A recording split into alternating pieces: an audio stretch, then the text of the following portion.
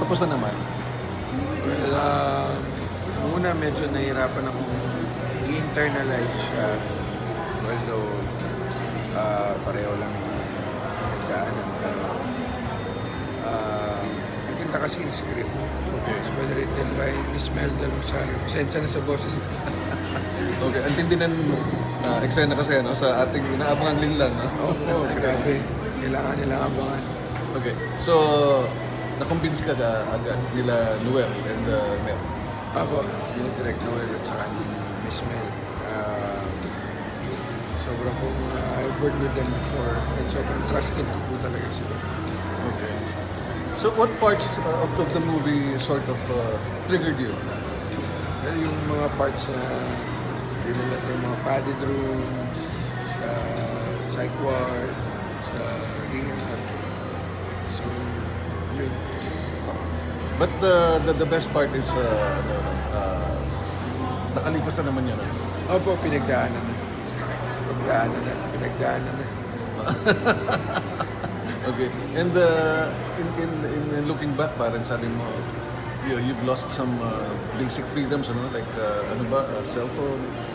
Cellphone, newspaper, anything na makakapag-interrupt sa healing mo or anything na social na disturbance. Hindi ka makakapag-focus sa sarili mo. Cellphone, yes. TV, lahat. Tapos nakakulong lang kayo sa riyan. Kaya mas na-appreciate mo ang buhay niya. Oo naman. Sweet. Very sweet. So, parang ano lang, bawi lang tayo ng bawi. Opo. So, JM, how was it working with Cindy and Meg? Si Meg, matagal ko na pong kaibigan. Sobrang bait na tao. Sobrang galing din yung pong artista. Okay. Si Cindy, sobrang passionate din po. Medyo tahimik lang siya. First time ko kasi siya maka-work eh. Hindi tahimik yan. Parehas kami tahimik sa set. Sa set. So, ayun. Galing din po siya. This speaks about addiction to love also, in a way. Yes. O, paano yun? Nakarelate din ako. Addicted to love. But, Okay naman ako ngayon. In love. In love ako ngayon. okay, that's your status now? Yes, in love. Okay, with? Secret. Okay. Ano lang yung masasabi natin na, not all of us are given second chances, but ikaw talagang you've been given all the opportunities na.